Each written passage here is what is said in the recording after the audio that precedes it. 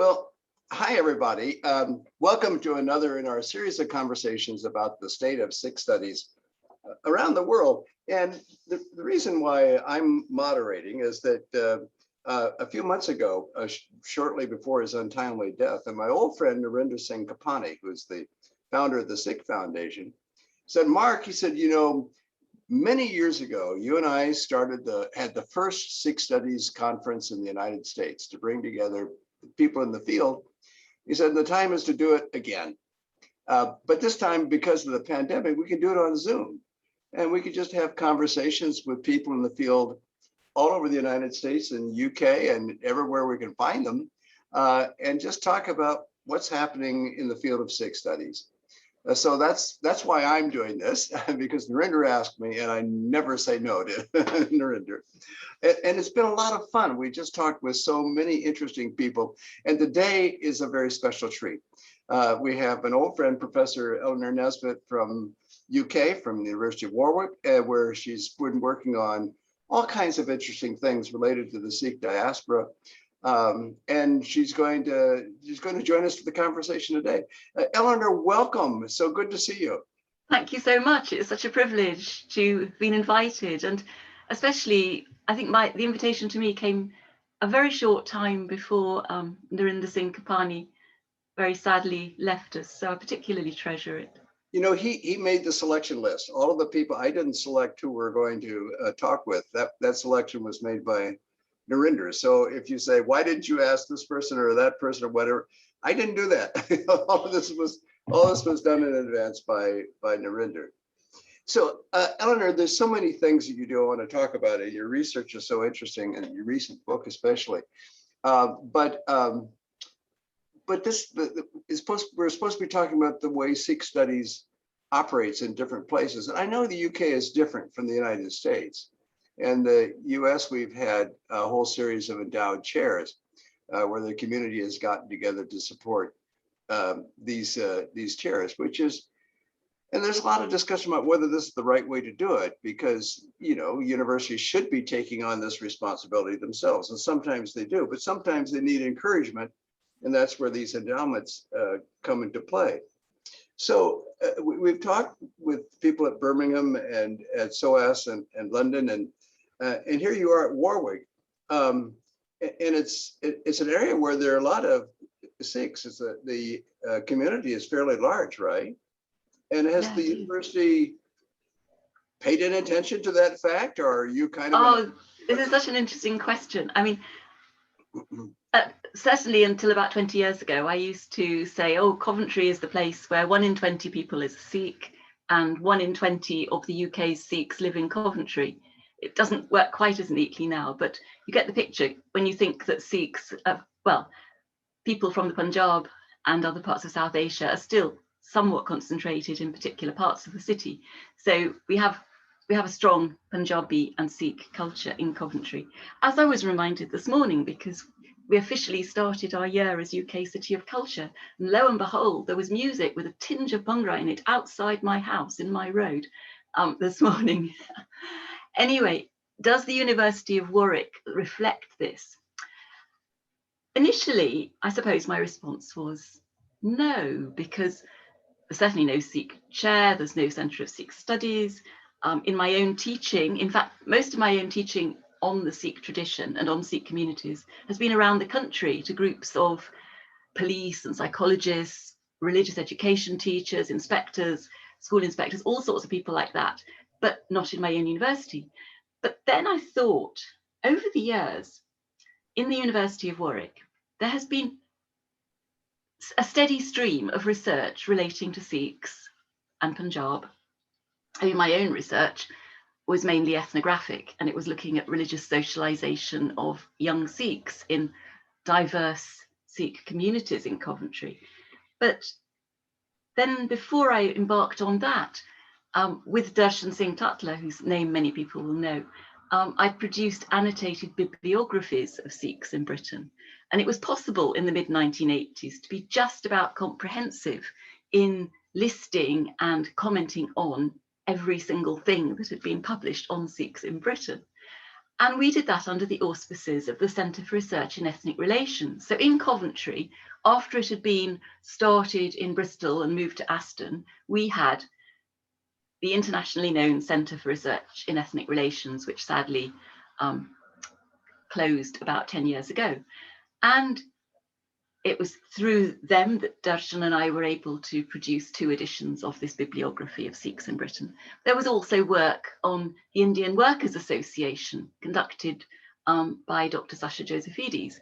And Coventry is the place where the Indian Workers Association, which was a very significant association, and it was mainly Sikhs, where it took its formal shape in 1939, although it had been sort of foreshadowed in activity in London before that. So it's not surprising that in the University of Warwick there have been at least 2 studies of the Indian Workers Association. Talvinder Singh produced another study of the IWA.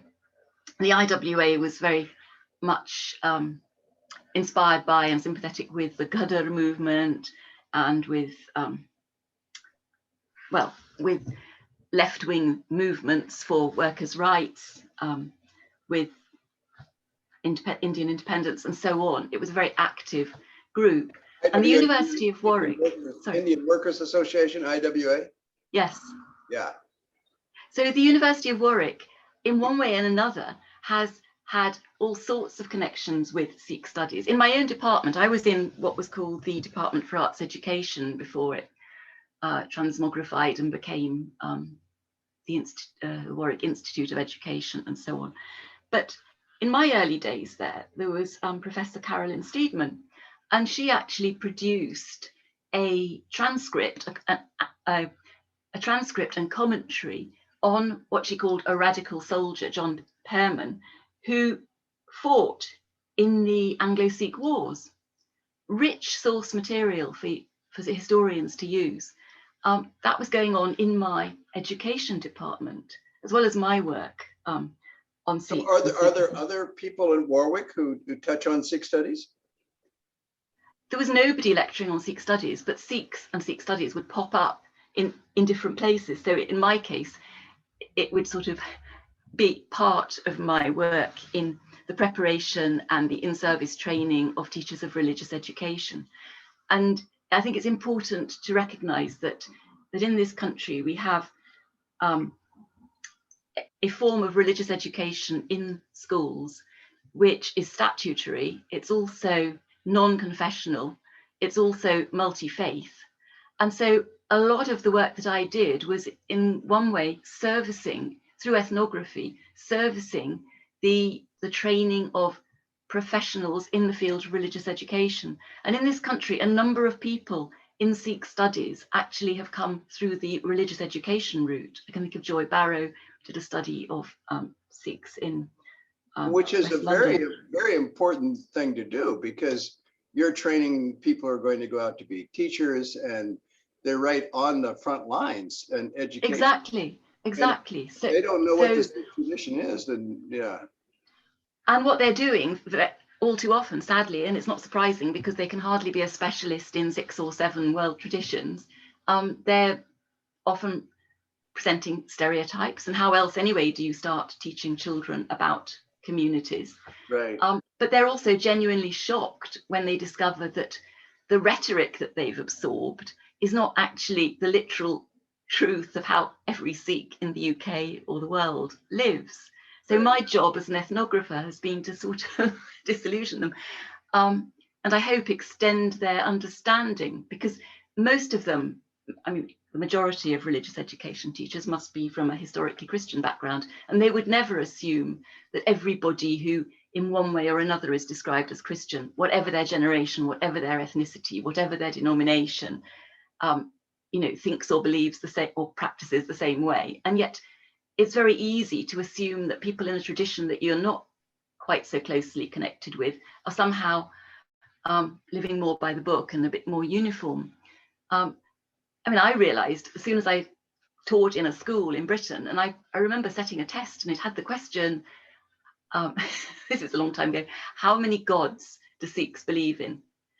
And the only children who got this wrong were the Sikhs. All the Sikh students wrote 10 gods, and all the others but one god. I see. I thought, aha, something's going on here. Well, even that's not right. I mean, there's no way to answer that question correctly. No, there's no way to answer the question correctly. But what they were doing was they were hearing the word God used by their parents and others as a sort of translation of Baba, Babaji, I think. And so that they were using God in that way. Yeah. And it set me thinking about this relationship between the classroom, what's taught there, what is the knowledge and experience of the children who have that particular label, and what's going on in universities where there's textual or ethnographic study. So I embarked long ago on a study of Sikh communities in Nottingham to try to discover actually what was the lived experience of Sikhi amongst Punjabi Sikhs in a Midland city in the UK. And so just to finish the thing on Sikh Studies in Warwick, before we get on to your own interesting work, which really is fascinating. So there's really no course on Sikh Studies that you know of in the university, but you're able to teach Sikhism and Sikhi through your courses on religious education. Is that right? Well, I'm long retired, so this is all in the past tense, but our courses in religious education would, for example, include visits to places of worship. So it would include preparing students who are trainee teachers to visit the Gurdwara and to understand what was the expected behaviour there, and what sort of questions they could ask, and just to be immersed in that atmosphere, rather than just learning from the lecture room or from books. And then in my MA in religious education, which I taught for many years, there wasn't a Sikh component, but I was sympathetic to students, this is going to sound awful, but under the umbrella of a loosely defined Hindu tradition course, actually venturing into wider Punjabi territory. Yeah. So no, I didn't have any official course in Sikh studies to teach. We're a good number of your students Sikhs, because coming from the local community. Yes, well, the University of Warwick tends not to have so many local students, although a number of my mature students were women who were living locally, and in some cases had been brought up in Punjab. And that was very interesting in itself, because it made me very alert to how I was going to present things like the issue of caste in Indic society, and other issues to do with attitudes to women and roles of women in Indian society. I was very pleased. I had one school leaver student, as opposed to a mature student, who was from the Bhatra community, Bhatra. Bhat is often the name used now. Typically for somebody, 30 years or 20 years ago, he was the first of his family to be in higher education. And he was very excited that I was so full of interest in Bhatras, because I'd been studying them and living amongst them in Nottingham. And I was able to encourage him to prepare a document which was an account of the changing ingredients of a Bhatra Sikh marriage, which is very different in its detail from marriage as performed in other Sikh communities. I don't mean the sort of the central religious rite, but everything that surrounds it and the lead up to it. So I was able, I think, to make students from a Sikh background feel empowered, and to know that I had a very strong interest in what they brought to the course. I'm sure they were very grateful. At least there was somebody at the university who knew something about their tradition and they could guide them. So I have a whole bunch of questions, but I know other people who are watching this might also. And the way you ask a question, if you're watching, is to use the Q&A function on your Zoom screen.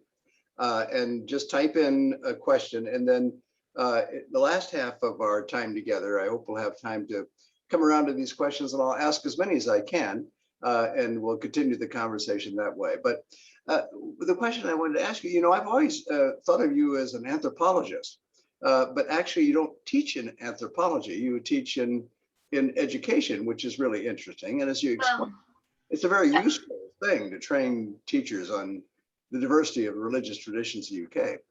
But how did an anthropologist get into education? Well, I guess proper anthropologists would be very unready to bestow the title anthropologist on me. My work has been informed very strongly by insights from specialist anthropologists, and I would see my work as being ethnographic.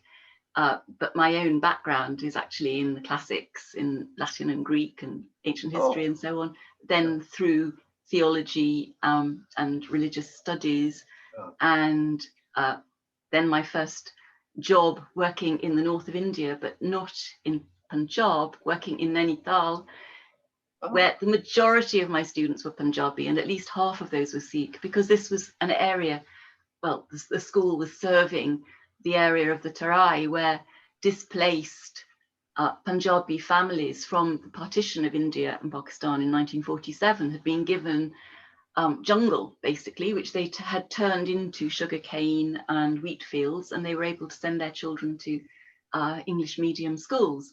So my interest in Sikh tradition started there, and the second Gurdwara I went to in my life would have been in the 1970s, a lakeside Gurdwara in this one-time British hill station of Nainital. And then when I came, such a beautiful location, Nainital. Isn't it just? And then when I came, absolutely delightful. Yeah.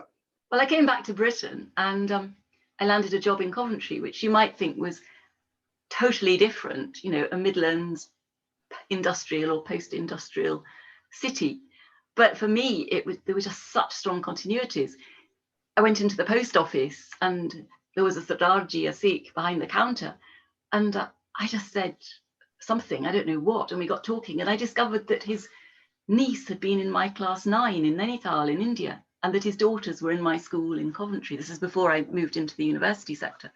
And a number of times I discovered that there were close connections between students of children, pupils in secondary school in Coventry, and pupils I'd had in Nainital, in that hill station English medium boarding school. It was quite extraordinary.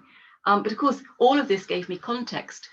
My context for looking at Sikhs was one academically from religious studies, but experientially it was from living amongst people of Punjabi background, but not in Punjab, in India, as well then as doing the same thing in Coventry, and also being married into a Punjabi family, which was not a Sikh family. So there were all these layers of context, and my sense of Sikh studies is that actually the context is the content. It's not that there's this hard core of something that is totally distinctively defined as Sikhi or Sikhism, and there's all the outlying groups that are not quite orthodox in quotes, or communities that share something with Sikhs but aren't Sikh. I just see it as a whole spectrum, and context is just so important, being able to look at things through different lenses. In my case, it would be from my Quaker stance, if you like, and my Anglican background and my period of living and working in India, and through my Punjabi family's eyes. And with my students, I would be alerting them to the fact that it doesn't matter whether you think you're an insider or an outsider to something, let's say the Sikh community. We are all insiders and we are all outsiders, whatever it is we come to look at. But what's really important is reflexivity, being aware of how your presence is changing what you see, how your understanding is actually different from the understanding of those who you are observing or listening to or living amongst.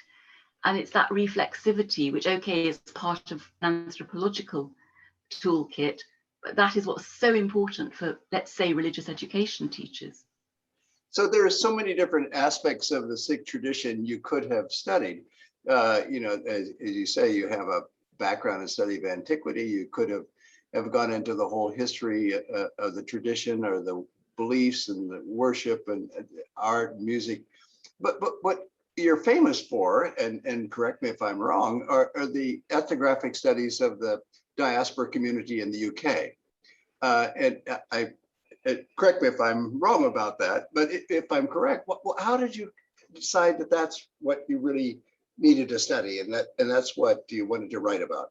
Well, everything in my life has been happenstance.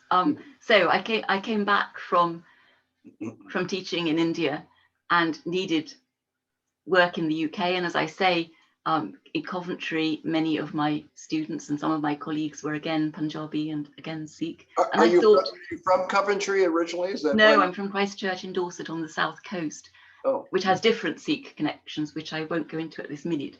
But there I was writing field notes, I realized when I came home in the evening, from what my students were telling me about weddings and visits to India and all that sort of thing. So being the sort of person who's never really left education or school myself, I thought, well, I need to have a degree. I need to go to a university and study all this.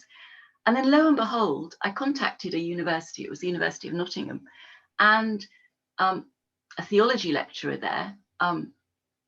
He has been a professor for decades now in Durham, Douglas Davis, had twice advertised for somebody to come and study Sikh communities in Nottingham with local authority funding. So, well, I just had to go for interview for that. And that's how I started out. You were paid to do it, so it came with money attached. Well, yes, it came with somewhere to live, and yes. And it was so fascinating because there I was in Coventry thinking, oh, I know a bit about Sikhs in the UK, without realizing that there were communities, for example, the Patra community in Nottingham, who were structurally, because there was no intermarriage at the time, pretty much, they were structurally separate, and their migration trajectory, their history, everything was subtly different from the experience of the communities that I thought I'd got to know in India and in Coventry, the Jats and the Ramkaryas. So it didn't really matter what the gurus might have said about caste, or what might be taught in the Gurdwara, or what teachers going to the Gurdwara were told, which was that somehow the gurus had overthrown the Hindu caste system. There I was confronted with the reality in Nottingham that there were different places of worship. And why did different people go to them? Well, it was because they had a different inheritance, and they were from families which married within those bounds, and their history of coming to the UK was different. They had different starting points. For instance, the Ramkaryas, of course, many of them had a period of a generation or two in East Africa. Yeah. So there are separate Ramkarya Gurdwaras, I'm sure, in Coventry and yes, in Coventry we've got one of the first Ramkarya Gurdwaras in the country. I'm a bit actually hesitant to say this because I've come across so many Gurdwaras in the UK that are either the first or the biggest, and I haven't really checked all of this out. But in Coventry we have got some of the earliest Gurdwaras, if you leave out of account obviously the Central London Gurdwara, which was started early 20th century, which has a completely different history. So your latest book is somewhat different. It's looking at the Sikh tradition through the eyes of Western women. Yes, I mean, say you're the latest. It still hasn't emerged, and I think people have given up any belief that it's going to. But I am assured that it will be. Advertised and it has a beautiful cover, so I know. I'm assured that it will come out this autumn. And during lockdown, my companions have been what is now over 150 women, most of them from Europe and in fact from the UK, but many of them also from North America, and a few from elsewhere, like Australia and New Zealand. But yes, so it's different because what I'm doing is compiling a collection of source material written by women who are not Sikh and are not academics studying Sikhs. They're a mixture of missionaries and administrators' wives and travellers and novelists and artists and so on and so forth. And I have a sort of narrative thread and a goodly list of references so people can pursue various scholarly debates that relate to issues such as gender and what have you, which you can't dodge if you're looking at Sikhs through the eyes of Western women. I've got one or two slides just so people can get a sense of what's in store, because the book is packed with pictures. So it's called Sikh, 2 Centuries of Western Women's Art and Writing. It's a beautiful cover. Yeah, so it's Matilda Saunders around 1850 painting Taran Taran. And I'm so lucky to be able to include some of her beautiful watercolors. And that's thanks to Gopinder Kaur, who some people will know as a significant collector of Sikh heritage arts. And next, please. So some of the women, here we have women who were writing about Sikhs in the 1830s, Isabella Fane and Emily Eden and Fanny Eden. But we come right up to the present with women who've been writing about Sikhs very recently. And next, please. This just gives you a sort of hint of the diversity. These few women include novelists, 2 royals, a missionary, a photojournalist, a big game hunter, a founder of the London School of Economics. I won't go into more detail, but just to give you an idea of the range of women who are included, and this spread includes people from Britain. Well, Charlotte Bronte obviously is, and Margaret Bourke-White with the tripod is from North America, and Anita Delgado, who became the Maharani of Kapurthala. She's top right and she's Spanish. So that just gives you a taste. Next, please.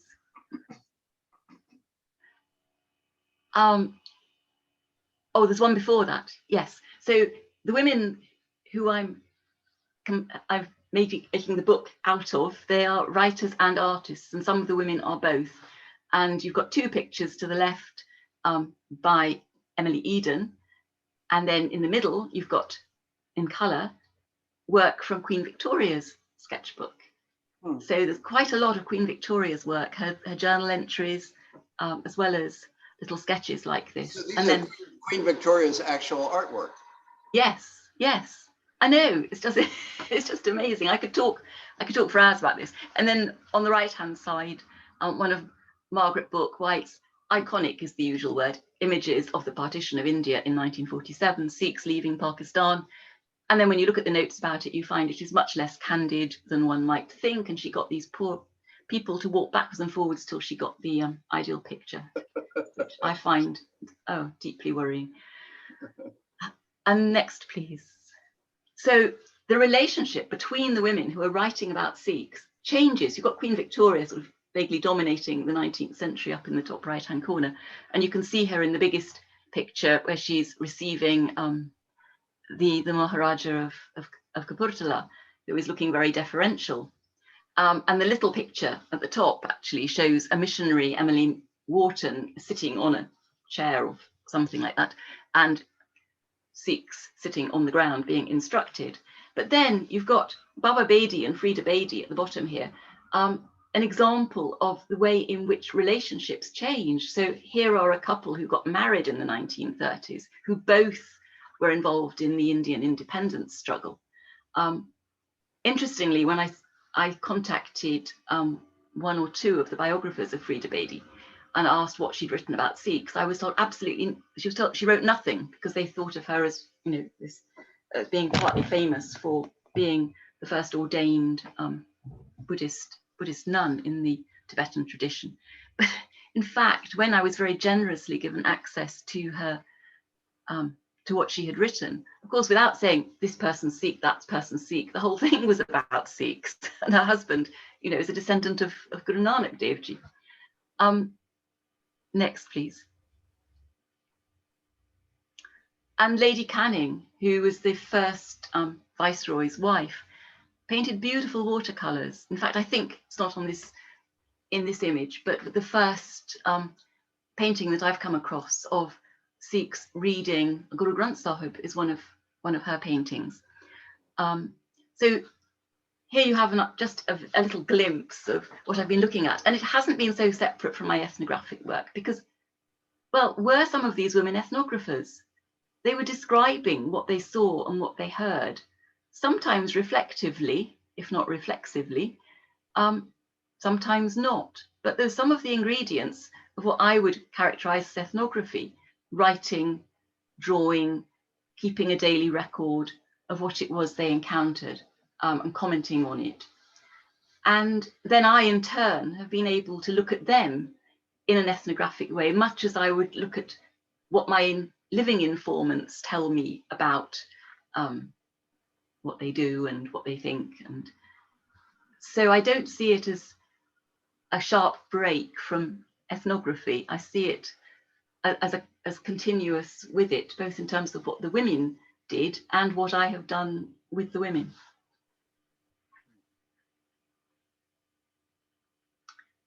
So those are all the images that I have.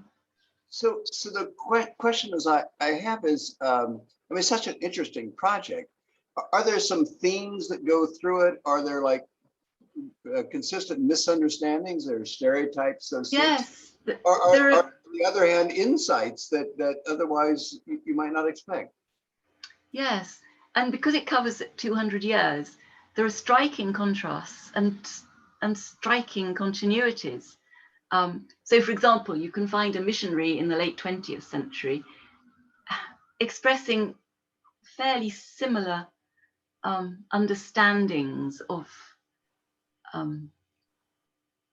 the Sikh tradition, the same sort of mix of fascination, but striving to save people as sheep that need to be, brought to the true shepherd. The themes that come through, I mean, not surprisingly, there are themes like Sikh women, warfare, the interconnections with Hindu and Muslim society. I actually spend a chapter looking at the way in which what most of the 19th century women wrote, whether they were missionaries or strongly Christian or not, was actually couched in recognizably Christian vocabulary. So, for instance, as somebody in the 19th century might describe a scene as biblical, where somebody in the 20th century might describe it as timeless. The language shifts.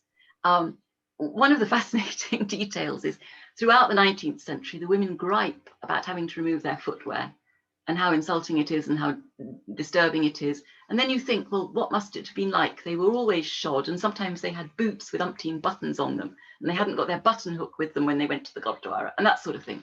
In the 20th century, it isn't an issue.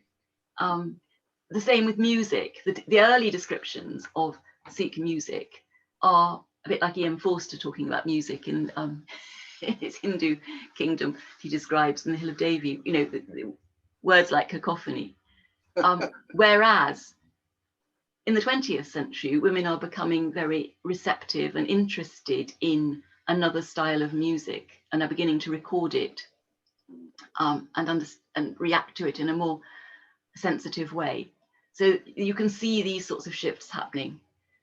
And then the word friendship, Emily Eden could be take a friendly interest in women of Maharaja Ranjit Singh's entourage, but felt very frustrated that she couldn't actually spend longer with them or communicate better with them. But it was a sort of friendly attitude. Then you've got Eva Bell in the First World War, who has been bereaved. Her husband has died, and she is going out of her way to comfort the widows in the village from which his men had come in Punjab.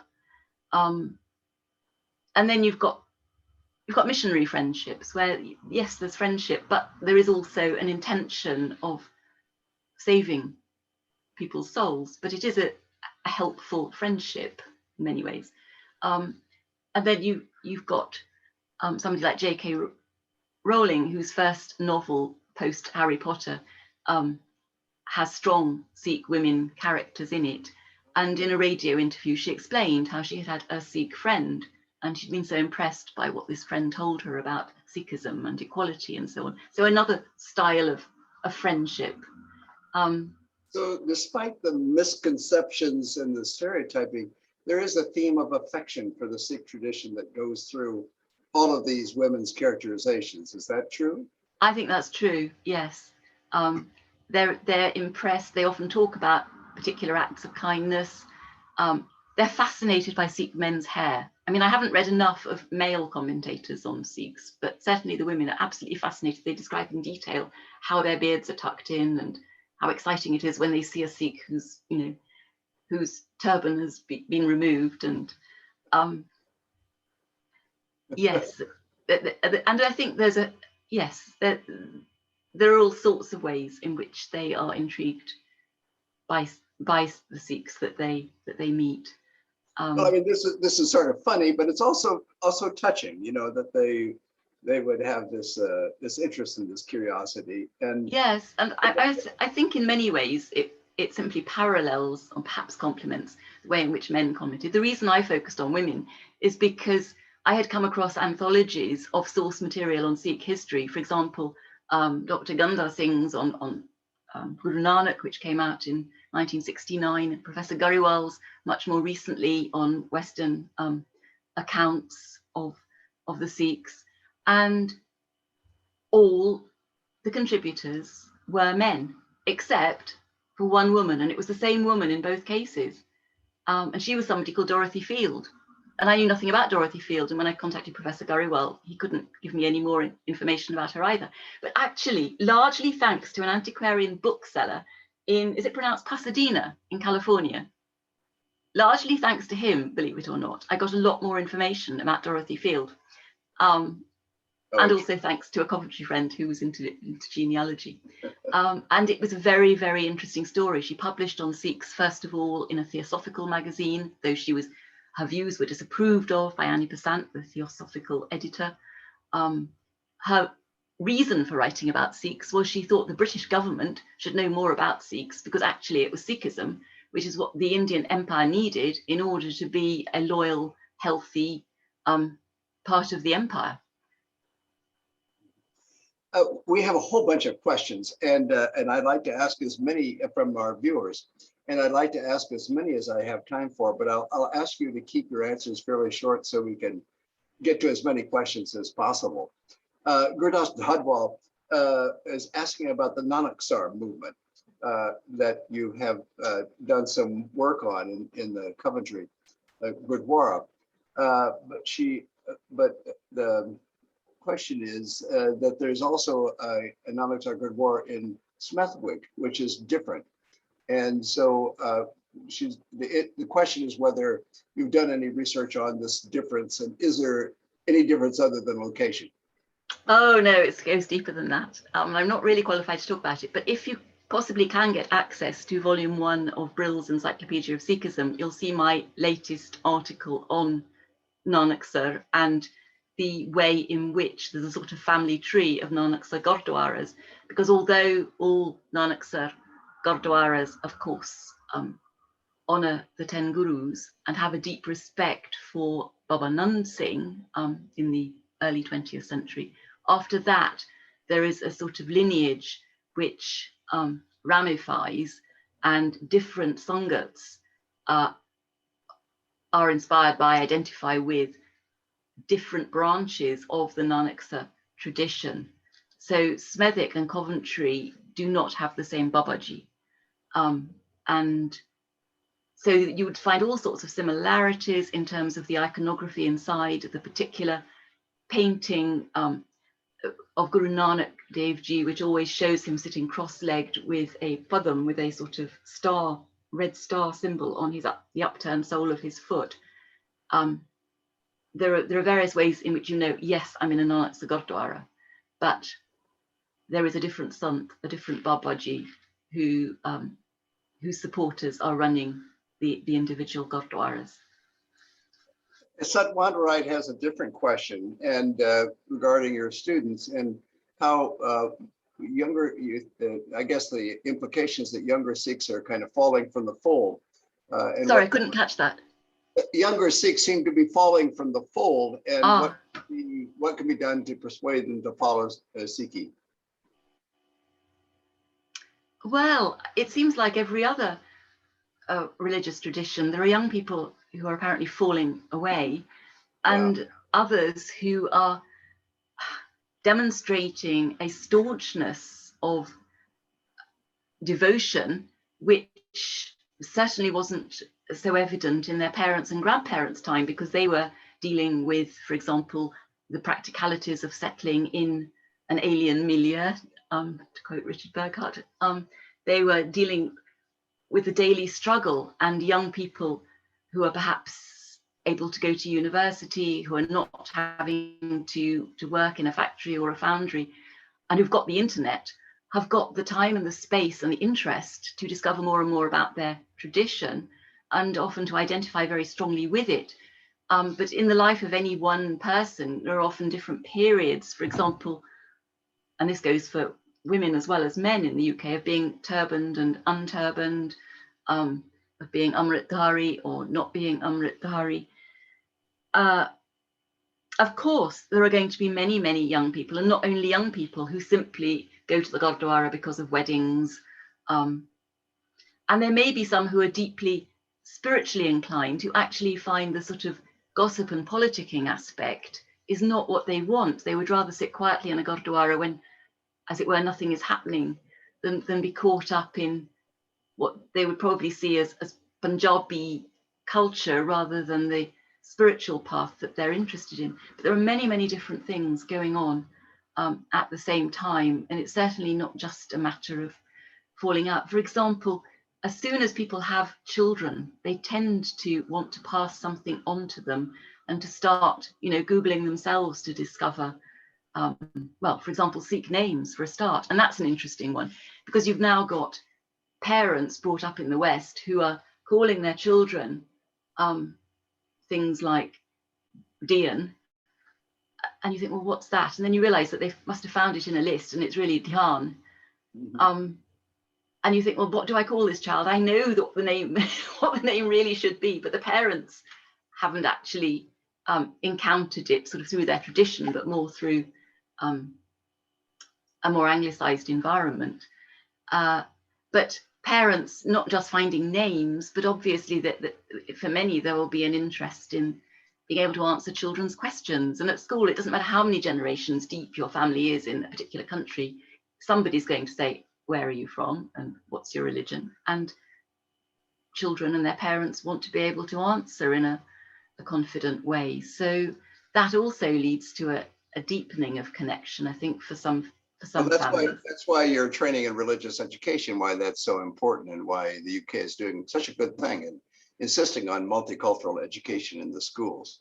Kamaljeet Sawhney has a question which actually I'll answer, because he's asking whether there are courses in Sikh studies anywhere outside in the world outside the Punjab and any research centers. And yes, we've been talking about that. You should go back and look at all of the tapes of this recordings from this conversation and see how many interesting places in UK, for example.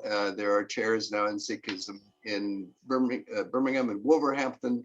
There's a center, a research center at Wolverhampton. We have quite a few in the United States, including chairs and centers in several of the campuses of the University of California. The field is expanding enormously, and if you want to study Sikh studies, there's so many places you could go in the UK, Canada, and the United States. Harjaz Babli Bharara wants to know, they appreciated your books on Sikhism, and of course you're just finishing this book on the Sikhs through Western women's eyes. Are you planning on anything else as an introduction to the Sikh tradition itself? Well, my Sikhism, a very short introduction, is in its second edition with Oxford University Press, and I expect in another 10 years they'll be on to me again. I think that's what they do with authors. Those are Mine big is by, sellers. sorry. Those are big sellers. Those Sikhism, a very short introduction. How many copies have you sold? I haven't any idea. Sorry, I don't really keep figures in my head. I'm rotten on dates as well. But yes, it does sell well. I mean, probably not as well as the religious traditions which are more widely studied or have more adherents than the Sikh tradition. But I've been really pleased with the response. I think I was most touched by a lad from a school in Malaysia writing to me, getting in touch and saying how in his Khalsa school they used this book and he just wanted to make contact with me. And I found that really sort of moving that he'd taken the time to do it. And I was also really pleased that a Khalsa school had thought of, of using my book. But I was asked to do that because the Open University in the UK were using the very short introductions, and there wasn't one in Christianity and there wasn't one in Sikhism, so they needed two people to fill that gap for their own courses. And I'd previously supplied a chapter on Sikhism for the Hutchinson Encyclopedia of Living Faiths, which they previously used for a course that they used to call Man's Religious Quest. So they naturally sort of asked me to fill in the gap with this new series that they were using as their course material. But that's the way my life is. It's no longer Man's Religious Quest, it's now Human's Religious Quest. Oh, the Religious Quest, I'm not quite sure. You'll have to look at their online their online material. But this is the way my life's gone. It's a bit like going to Nottingham. So I'm reactive. If somebody asks me to do something, I will do it, but I don't normally plan to do something. So that's the way it was with the Sikh through the eyes of Western women. Well, that's where a couple. Yes, I've noticed the gap. That's where a couple of other questions pick up. I mean, this is very interesting to see Sikhism through the eyes of Western women. But Elizabeth Holt and then also Sonia Dhami are asking about the role of women in Sikhism and the role of Sikh women. And we've had several people in our discussions who have felt that this is really an area that needs to be developed, and that this is there's really a future in looking at the role of women in Sikhism and seeing Sikhism through Sikh women's eyes, not just through Western women's eyes. Yeah.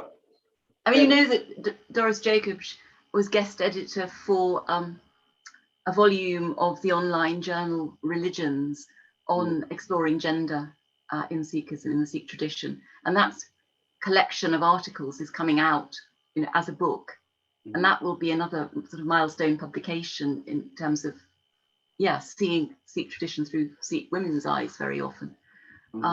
It's vitally important. I mean, for me, it's something I'm fascinated by and I have written about, but it's for Sikh women themselves. Obviously, they can be active in a way that the outsider to the tradition can't, without seeming to be somewhat perhaps interfering. Or Eleanor, that raises the question of the outsider-insider perspective on the Sikh tradition.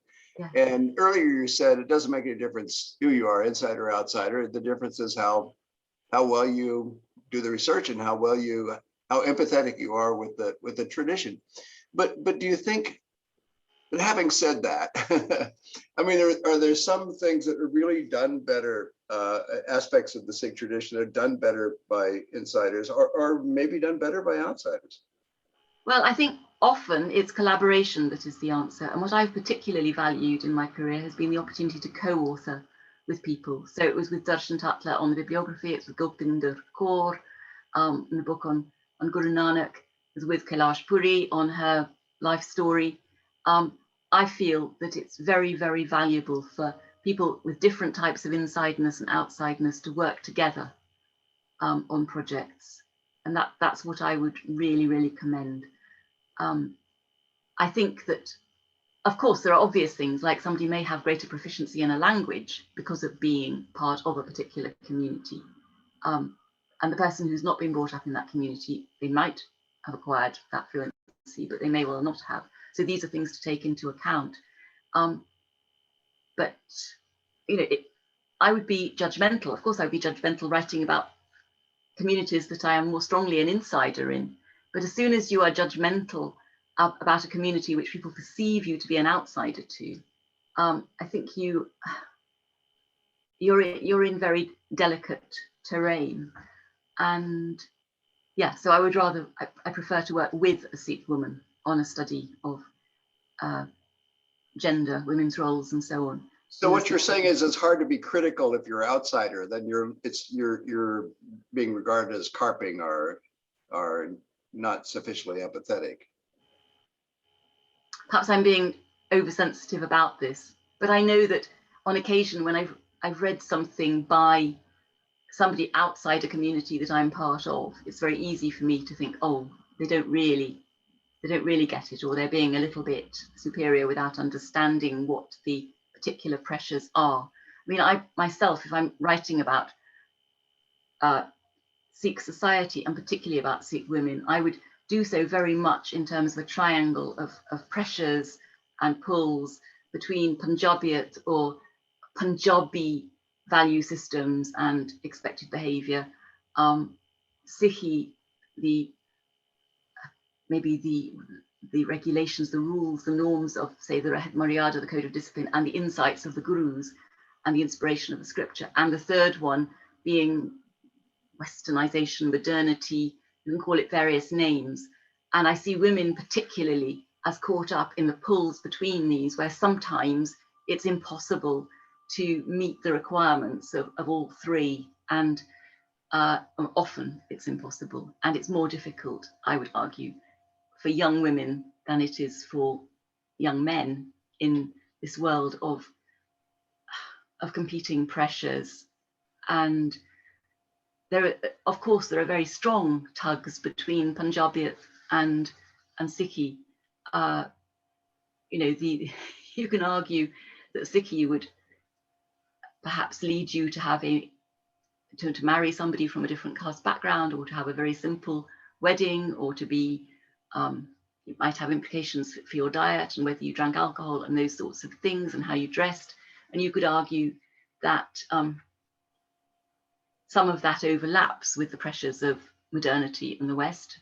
You could argue that there's a pressure towards equality that's part of Western civilization and part of a central Sikh theme, even if Punjabi society is strongly patriarchal and hierarchical and so on. You can play with these in different ways. But I would, if I were writing about the experience of being a Sikh woman, I would very likely use an analysis that had that particular model at its heart. I mean, my own work, I found it very delicate to write about the uprising in the Punjab in the 1980s. On the one hand, being empathetic and understand the factors that led to this great dissatisfaction of young Sikh men, particularly Jat Sikhs at the time. Whereas on the other hand, not ignoring the kind of violence that then was associated with that uprising. And I try to, it's a delicate balance to be empathetic and at the same time, being concerned about the way in which often that dissatisfaction is expressed and the kind of tremendous uprising, upheaval that was associated. Absolutely.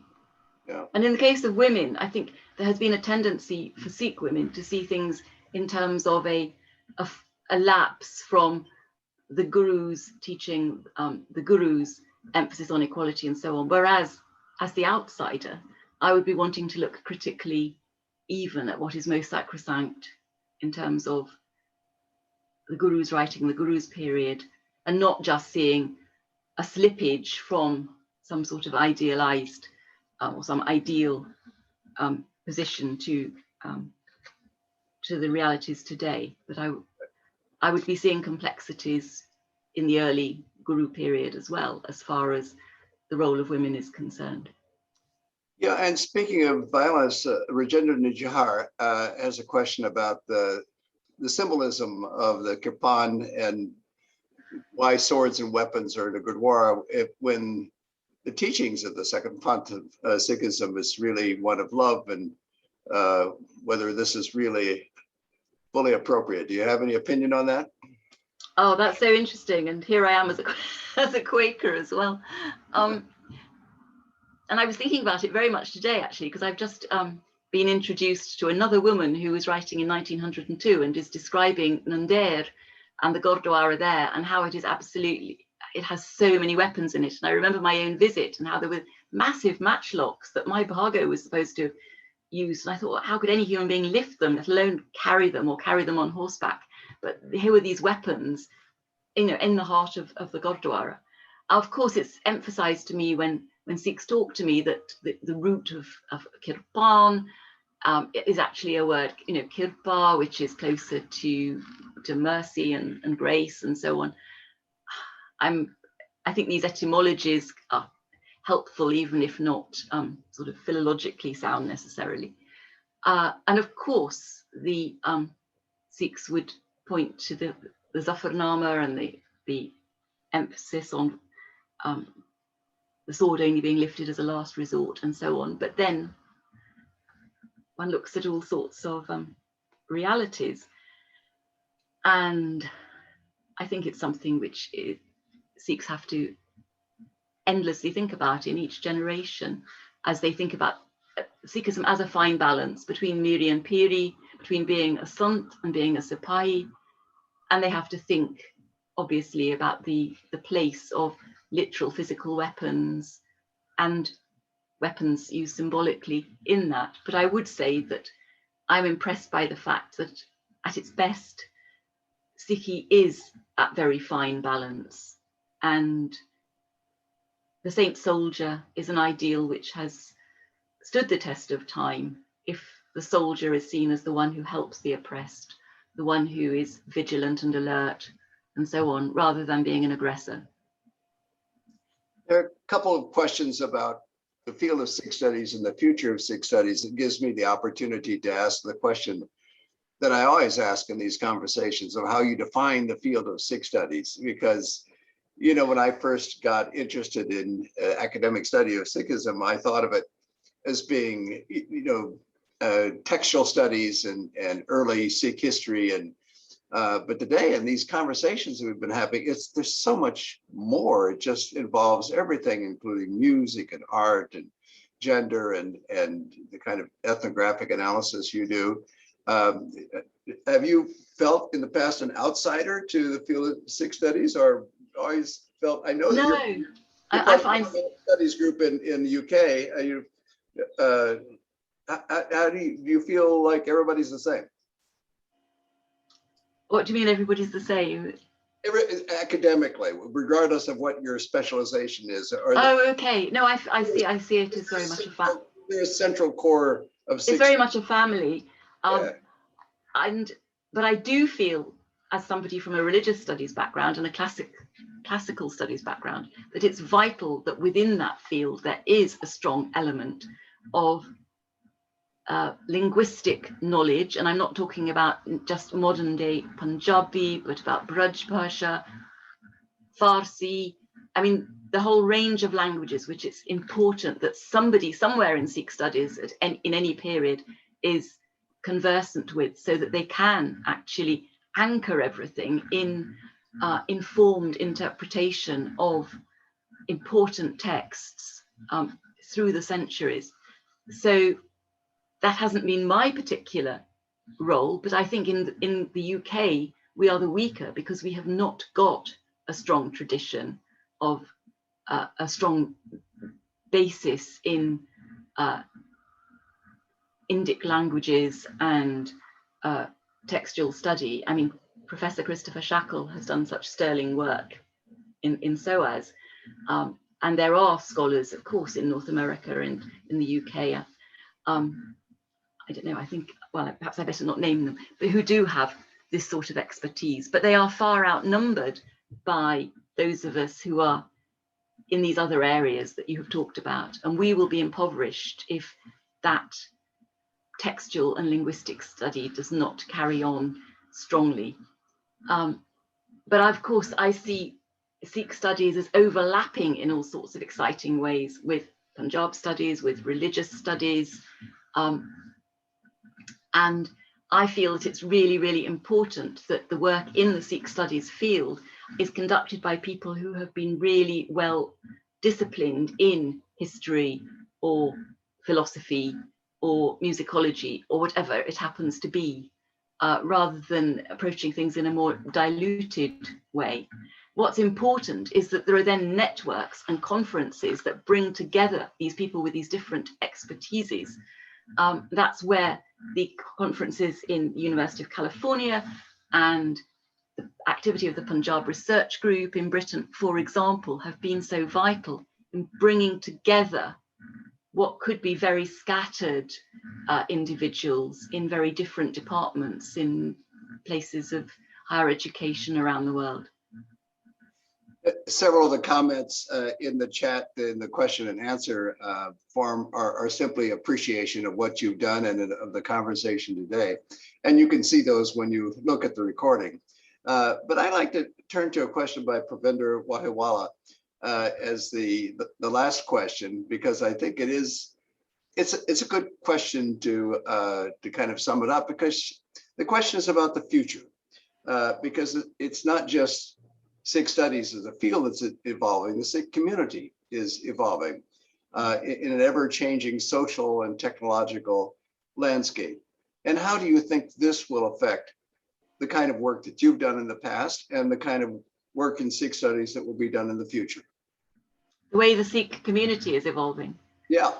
Well, in the UK, of course, one of the things that's happened is that a first generation who were largely employed in industry or running small shops or working in transport or whatever has now, as it were, retired, and younger generations tend to be professionals in medicine and law and accountancy and so on and so forth. And I would hope that that means that they also have a respect for the academic study of their own tradition. And who knows, there might even be endowments and money in the future from members of a community which has been so generous in so many ways. And it would help Sikh studies to go forward if there were benefactions from members of the community who've perhaps not been able to pursue Sikh studies academically themselves, but have made good in these other professional arenas. I think that the way in which the diaspora community is affected by Punjab politics has a huge influence on what they see their priorities as being, certainly in Gurdwara settings. I'm reminded of the fact that Owen Cole, who was a pioneer of Sikh studies in the sense certainly of giving it a place in religious education in the UK, he was in discussion with somebody or people in Punjab with a view to setting up a Centre for Sikh Studies in the 1980s in Selly Oak, which is now, the colleges are now part of Birmingham University mainly. That all got knocked sideways because of events in Punjab in 1984 and in the 80s more generally.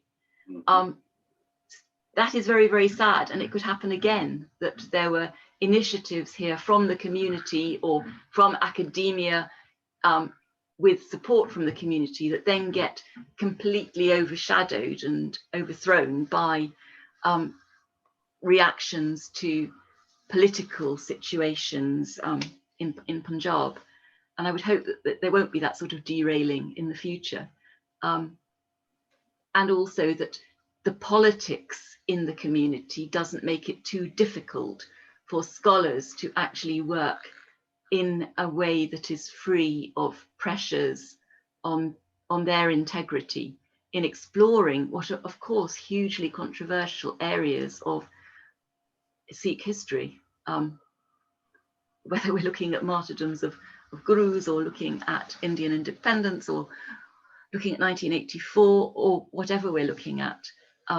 So yeah, the community, politics and academia are very closely linked to each other, and I hope it will be a healthy relationship. As it always has been. But Eleanor Nesbitt, thank you so much for helping us not just to look at the past in Sikh studies, but also help us look a bit into the future and to think about how the field is developing and to understand and appreciate the extraordinary contribution that you've made, both in your teaching in this very important field of multicultural education and your exciting research. Your introduction to Sikhism has become probably the most read book on Sikhism in the UK. And what an opportunity to shape people's minds and thinking that little book, because these are the short introduction books are really quite small, but the kind of impact that has. And then your recent book where you've shown these fascinating slides, these beautiful slides, gives us insight into a whole another dimension of Sikh studies and understanding of Western women and the Sikh tradition over 200 years, including Queen Victoria. So this has been a treat. It's been a feast for the eyes as well as for the mind. And it's been such a pleasure to talk with you today. And good luck on what you're doing and good luck on the book. We look forward to, it'll be out this fall, right? Oh, I'm hoping if there's not another lockdown or something else that gets in the way, but I think it's imminent anyway. And I have written a number of articles and chapters in the meantime on different aspects, which people can ferret out if they're interested. But thank you so much for this conversation. It's been a great privilege. Well, it's been a great pleasure, and we look forward to seeing the book when it's out this fall.